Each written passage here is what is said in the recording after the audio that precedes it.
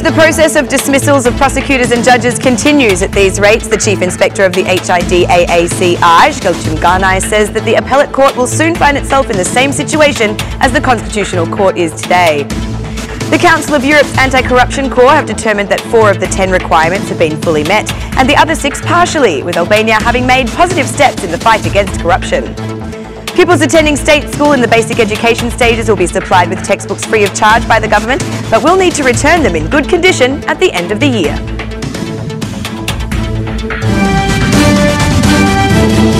Good evening, it's 6 o'clock on Thursday, the 12th of July 2018. Welcome to the English edition of Aura News. My name is Alexandra and I'm here to bring you the day's top stories from across the country translated into English.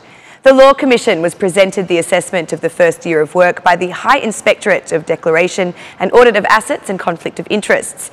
Chair of this institution, Ganai, says that by verifying 800 judges and prosecutors, it turns out that over 50% of them have problems with wealth and are expected to be dismissed through the vetting process. The HIDAACI Chief Inspector issued further concerns that, due to the results of vetting, in 2019 the functioning of the appellate court will also be at risk.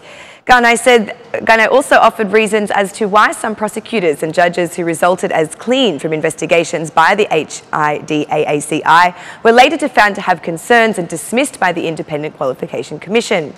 We as an institution are limited to search tools and by law. We determined that approximately 50% of those presented to us were of concern. When further considering the 2 other aspects, the professional and the figure, as we assessed only the part of wealth, the figure is forecast at 50.1%. Ganai also spoke of spies within private companies and state offices, legally known as signalisers, pointing out that they have already started to function, but the rate of denunciation from this remains low at this stage. There are 163 spy units in the state and 446 spy units in private companies with more than 100 employees, but over the course of a year they have signalled only 8 suspicious cases.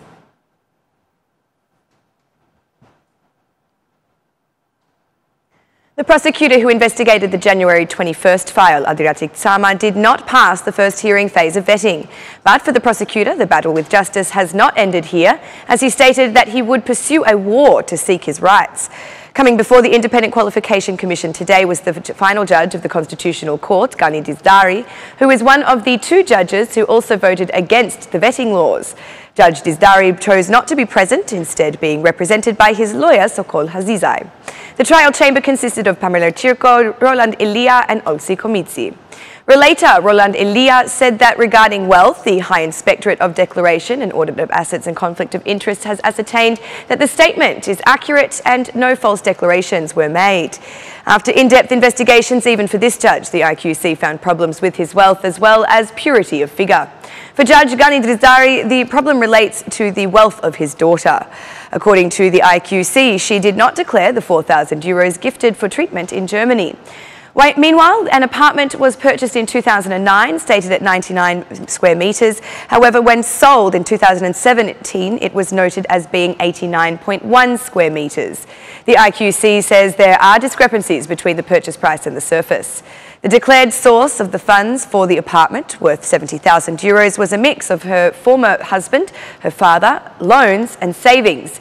However, regarding the loan mentioned, it is claimed 20,000 euros were given by a citizen with the initials ML, though from the tax records it shows that the latter did not have the financial possibility to provide the funds from legitimate sources.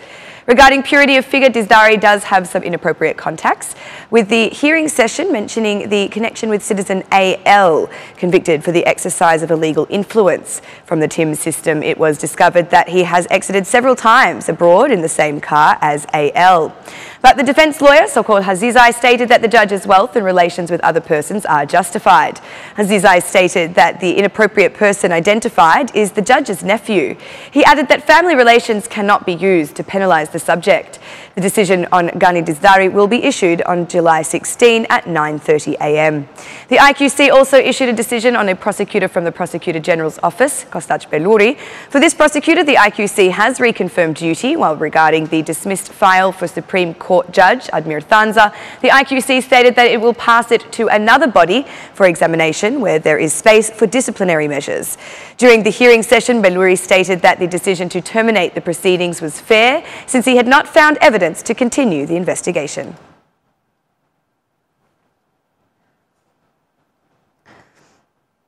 The Council of Europe's anti-corruption body has praised Albania's work in the fight against corruption, but stresses the need to continue in this direction.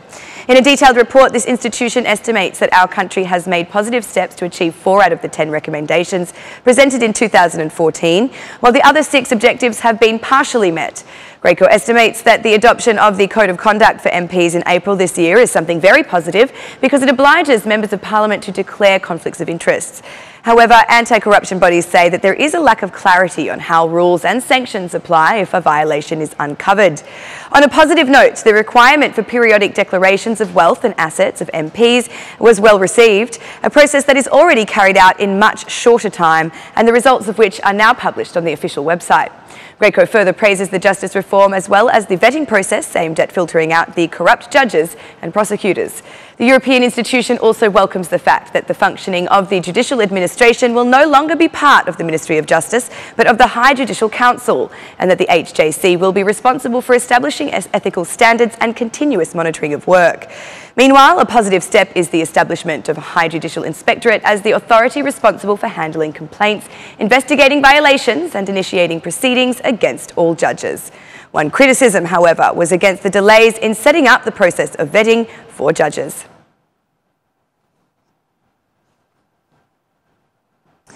The opposition reacted to the report of the Central Service and Anti-Drug Directorate in Italy, which declared Albania as the country where the majority of marijuana targeting the Italian and European markets is derived from. Democratic Party MP Gens Razimiri said that the findings of the report reveal Rama has gone rogue in the eyes of Europe and the US when he declared in 2017 that Albania has been removed from the cannabis cultivation map. It is no coincidence, but Rama's fraud, proclaiming victory in the war against cannabis and suggesting that he had succeeded in abolishing Albania from the map of cannabis cultivation. The truth is that Edi Rama has removed Albania only from the map of European Union member countries. If there were political will, Edi Rama would have at least achieved half the result of the ruling Democratic Party's fight against drug trafficking. As reported in the Italian anti-drug report, they reached their lowest value in 2011, said Gens Razimiri. SMI Chair Monica Cruemardi said that this report once again proves that the country is being destroyed by Edi Rama and his bandits. The latest report is clear evidence of collapse by Edi Rama and his bandits. Nobody has been so deeply involved in trafficking and gangs before. No one has ever been so arrogant or made such a mockery of the Albanians' problems. The SMI plans to clean Albania in 3 months to deal with the drug and mud of Edi Rama, said Monica Cruemardi.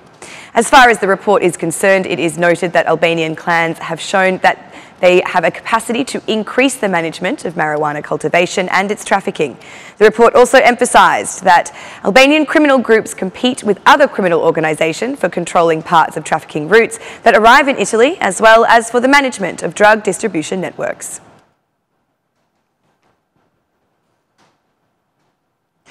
The company that submitted an unsearched offer for the concession of Kukas Airport plans to invest a total of €6.7 million. Sources from the Infrastructure Ministry suggest that the merger of companies that won the 8-point bonus will intervene for the extension of the runway, the terminal building, the point of fuel, the construction of storage and parking areas, and the purchase of equipment. With the rehabilitation and launch of the project, the expectation is that Kukas Airport will be able to greatly offer reduced ticket prices for international travel for citizens. The proposal foresees that Kukas Airport will have the purpose of operating as an airport for low-cost carriers, since it is based on the infrastructure and technology of the low-cost airline business model. Among other things, the submitted proposal foresees that this platform will be equipped with lighting, drainage and treatment and water filtration systems, since freezing liquids are expected to be used on the surface of the aircraft body. Kukas Airport is located 3.5 kilometres from the city of Kukas. The construction of the airport began on the 10th of May 2003 and ended on 31 October 2005 thanks to the United Arab Emirates, who hosted a modern camp in Kukas to assist the war refugees from Kosovo.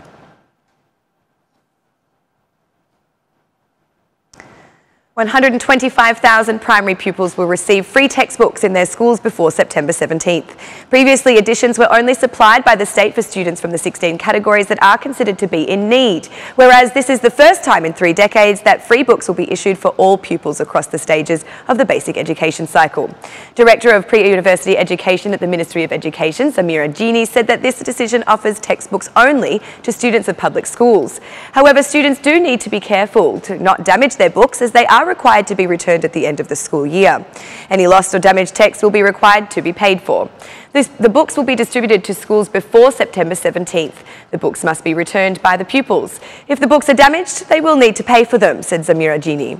In a decision published yesterday at the Council of Ministers, the government announced that the funds made available for the provision of textbooks is valued at 720 million lek.